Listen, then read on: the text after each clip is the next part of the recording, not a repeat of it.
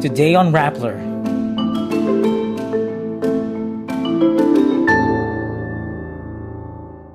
Former Malacañang spokesperson Roque supposedly evaded arrest and left the country to go to the Middle East.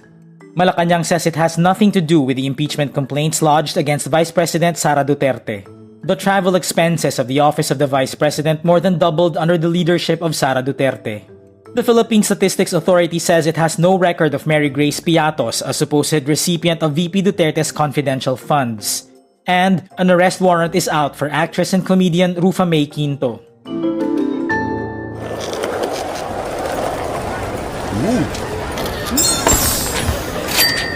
Naghahanap ka pa rin? Shop na sa Lazada para mas sulit tipid araw-araw.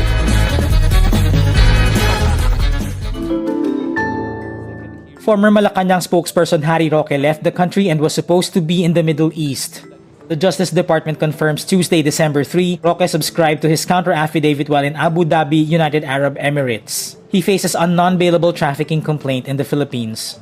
In a video posted on his Facebook page Tuesday, Roque claims he had already left the UAE. He also refused to answer questions from the media on how he was able to leave the country. Roque successfully evaded Philippine authorities despite an immigration lookout order against him. He was able to leave the country despite a standing House Quad Committee arrest order. The panel is probing Philippine offshore gaming operators. It again ordered his arrest on September 12 after he was cited in contempt due to non-compliance with the panel's subpoena. Malacañang distances itself from the move to impeach Vice President Sara Duterte.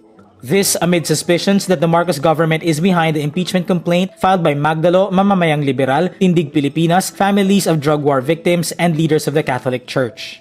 Executive Secretary Lucas Bersamin says the move is, quote, clearly the complainant's independent initiative. He adds the office of the president has nothing to do with it.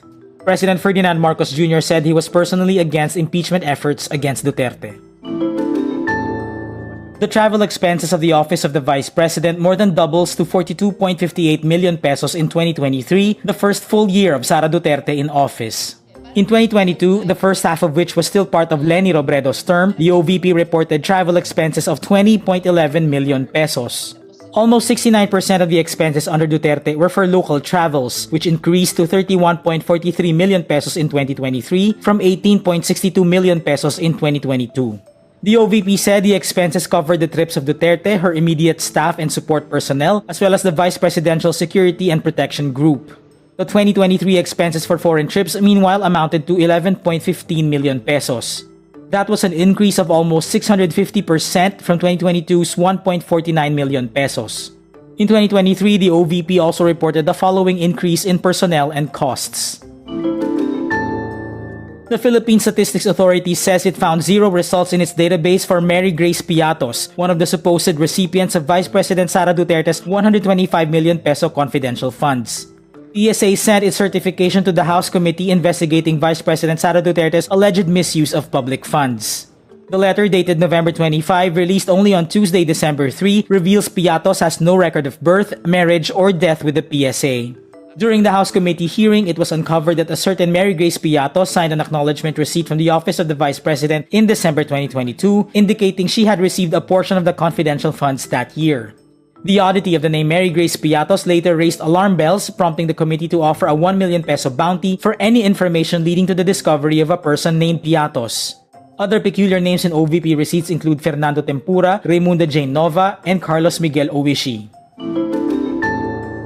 Actress and comedian Rufa Mae Quinto faces an arrest warrant in relation to her involvement with Dermacare, the same company Neri Miranda is facing an estafa charge for.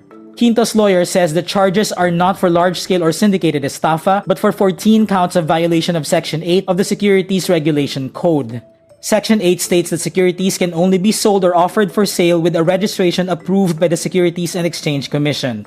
Quinto released a statement through her lawyer on Tuesday, December 3. She denies all the accusations and says she will cooperate with the authorities. She adds she too is a victim. And that's today's wrap. I'm JC Gotinga. Thank you for watching. Click the link below for the full story. Follow us on Rappler's YouTube, Facebook, X, Instagram, and TikTok.